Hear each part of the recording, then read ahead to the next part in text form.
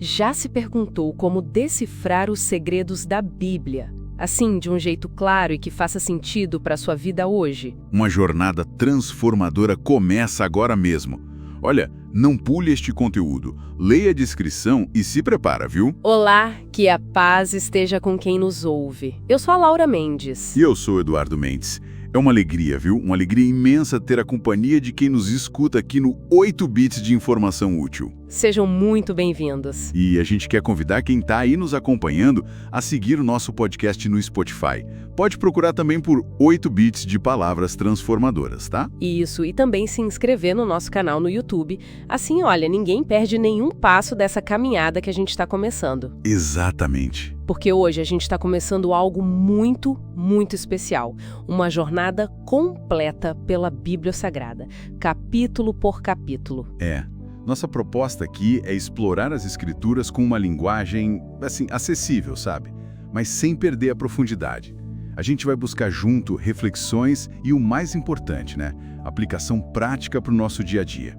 Olha, e na descrição deste nosso encontro tem um guia com os destaques do que a gente vai conversar.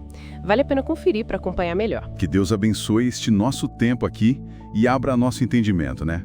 Vamos começar? Vamos lá.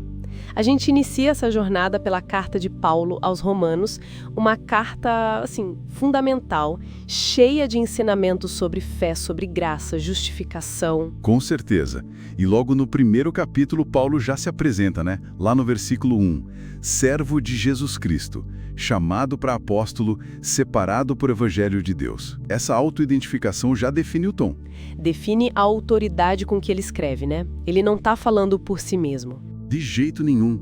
Ele é alguém comissionado e ele já conecta isso ao Evangelho de Deus, que, como ele explica logo depois, nos versículos 3 e 4, é centrado em Jesus Cristo. Aquele que é descendente de Davi, né, segundo a carne, mas declarado Filho de Deus com o poder pelo Espírito através da ressurreição. Essa dualidade é muito forte desde o começo. Sim, estabelece quem é Cristo de forma única. Mas olha que interessante também. Lá nos versículos 11 e 12, a conexão pessoal que ele busca. Ele fala do desejo de estar com os cristãos em Roma. Isso, e não é só para ensinar não, é para um fortalecimento mútuo da fé. Tem uma via de mão dupla aí, sabe? Uma reciprocidade. É verdade, não é só ele falando. E essa fé mútua, ela tá ligada ao poder do evangelho, né? Que ele afirma com todas as letras no versículo 16, que não se envergonha. Exato. Porque é o poder de Deus para a salvação de todo aquele que crê. Sugere, assim, do contexto da época, talvez. Olha, é uma declaração muito poderosa. Imagina só, ele está escrevendo para Roma, o centro do império. Um lugar de poder, filosofia, várias religiões. Com certeza. Aí chega ele falando de um Messias judeu que foi crucificado como Senhor e fonte de salvação. Isso podia soar como loucura, fraqueza. Entendi. Então Paulo afirma, não, essa mensagem tem origem divina. Ela é eficaz. Ele contrapõe qualquer desprezo cultural. É o poder de Deus, não dos homens. Faz todo sentido. E essa ideia de poder se conecta direto com o versículo 17, que introduz o tema central da carta, né? Precisamente. Porque nele, quer dizer, no Evangelho, se descobre a justiça de Deus de fé em fé. E aí ele cita Abacuque. Mas o justo viverá pela fé. Essa justiça de Deus revelada, o que significa isso exatamente? É um conceito-chave, né? Mesmo, não é por obras, por mérito. É recebida pela fé em Cristo.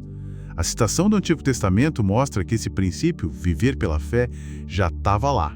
É um presente, uma imputação, que a gente chama. Uma justiça recebida, não merecida. Entendido. E aí Paulo faz um contraste, né? Ele mostra essa revelação da justiça de Deus e logo em seguida, a partir do versículo 18, ele descreve a condição humana. Exatamente. Ele fala da ira de Deus que se revela do céu contra toda a impiedade e toda a injustiça das pessoas que detêm a verdade pela injustiça. Como assim, detém a verdade pela injustiça? Ele argumenta que o conhecimento básico sobre Deus, ele é acessível, está na criação. Os versículos 19 e 20 falam disso.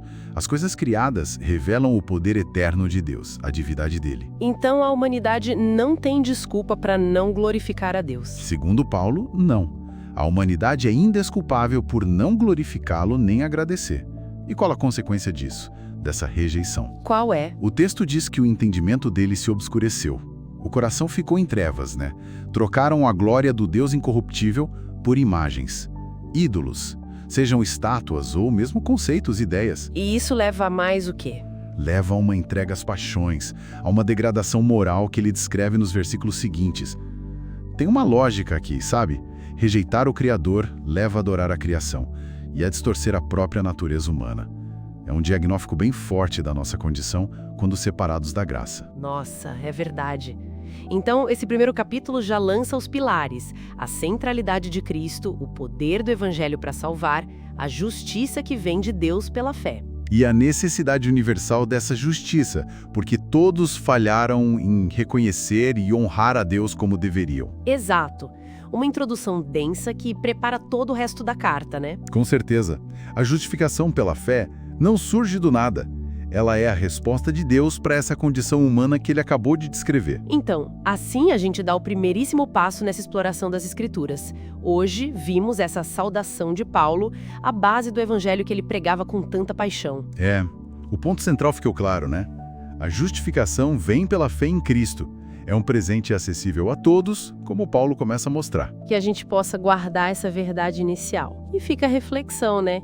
Como essa fé que Paulo menciona logo no início da carta, como ela se manifesta nas nossas ações, nos nossos pensamentos do dia a dia, é uma boa pergunta para a gente pensar durante a semana. Que a graça e a paz de Deus Pai e do Senhor Jesus Cristo acompanhem cada pessoa que nos ouviu. Até a nossa próxima conversa.